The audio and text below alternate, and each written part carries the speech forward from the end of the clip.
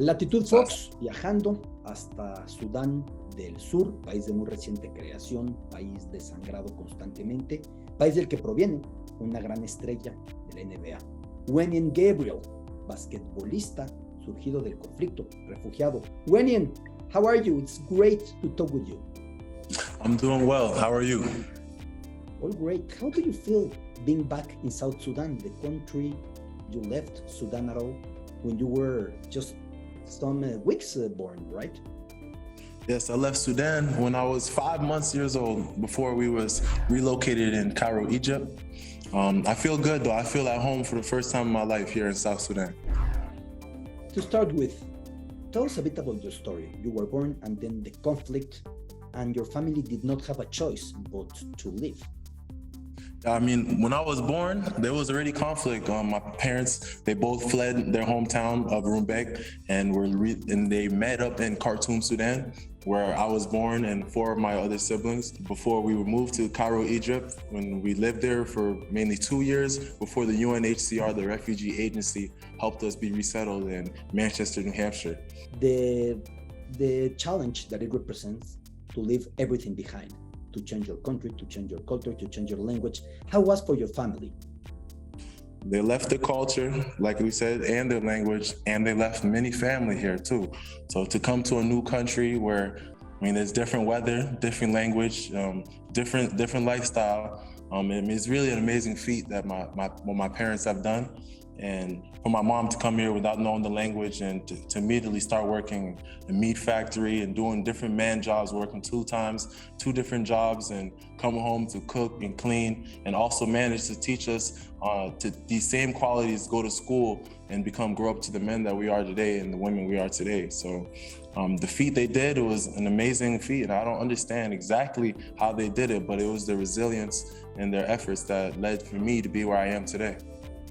How have you been received, first in Egypt and then in USA? When I say you, I mean your whole family, because you were really a small baby. I was a very small baby, so when it comes to those stories, I hear many things from my older brother. He was old enough. I mean, when we was in Khartoum, or even then, we was treated as refugees, and they don't always welcome refugees with open hands. So there was a lot of different discrimination that they faced. And my brother had many challenges where he was mainly 7 years old. He's at home changing my diapers as a baby, while my mom and my dad are out trying to make money so they could come support us. So even when we came to Cairo, there was much discrimination. And we came to America, there was much discrimination as well, especially knowing that we're very dark-skinned. I mean, we're tall, we look different. And, my parents, they speak a different language. They might feel that we don't share the same culture as them. And like we were still the lucky ones being refugees in another country. We were still the blessed ones for these countries to welcome us in. So they worked hard, and those different struggles were nothing compared to what the people here in South Sudan were facing. How important was for your integration, the sports, to be part of American society through sports? Because now, more than just a refugee, I mean, people will look at me as a basketball player. That's one of the things that were different for me. Now they would look at me and cheer for me instead of looking at me as just another black man on the street. People in Sudan, where they can see someone that looks just like them. Here in South Sudan, a child of the land just like them, that's the same color as them, over here playing in the NBA. So it brings people together. It brings joy. And that's something I want to bring to this country. It's something where we can shift from a negative mindset that we have to bring something that's more positive. And never mind the language, never mind the culture, never mind where you come from. It's a common language, sports, right?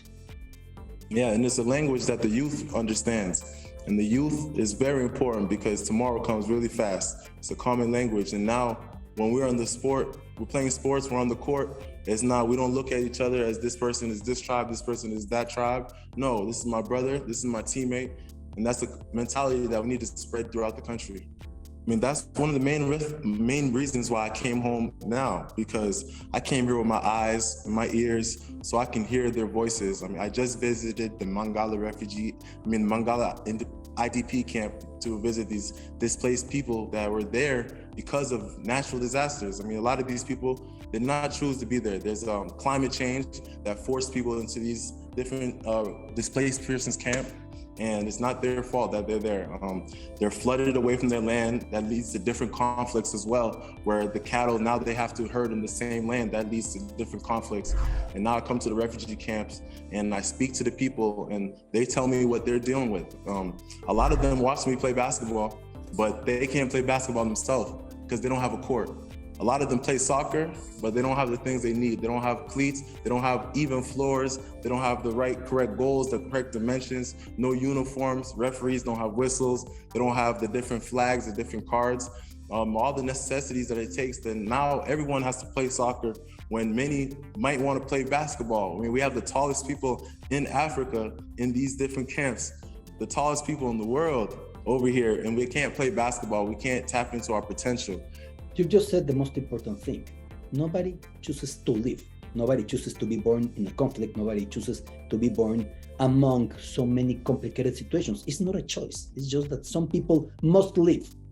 I mean, there's many kids at these camps, many women who are trying to carry this heavy load, or they can't. And also, the UNHCR is trying to help these people, the refugee agency, but they're losing funding, and it's one of the biggest crises in the world. I'm speaking about these people, but they don't even have running water, don't have electricity, the basic necessities to live. How can you have a job? How can you survive when you're living into a camp? When we have one of these beautiful countries, arable land, and we're struggling to have food. But until I came here to see with my own eyes and to hear with my own ears from the people, I didn't really truly understand what the importance was. After visiting here, that is one of my duties, to go and share the story that they shared with me, to try to bring more support from my different colleagues. I mean, it's a blessing for me to play with the Lakers, to be where I am, to play with the Lakers and different players in the NBA. The only difference between me and a person in this camp was the opportunity of growing up in the United States. We just need to bring opportunities. Like, people, other than, they can't even survive, you know, let alone thrive. But if we bring opportunities like how I've gotten and the million refugees that we've spoken about. I wish you the best performance. Good luck with the new season. Thank you. I appreciate you a lot. Thank you. Such a privilege to talk with you. Una charla de verdad muy privilegiada hasta Sudán del Sur.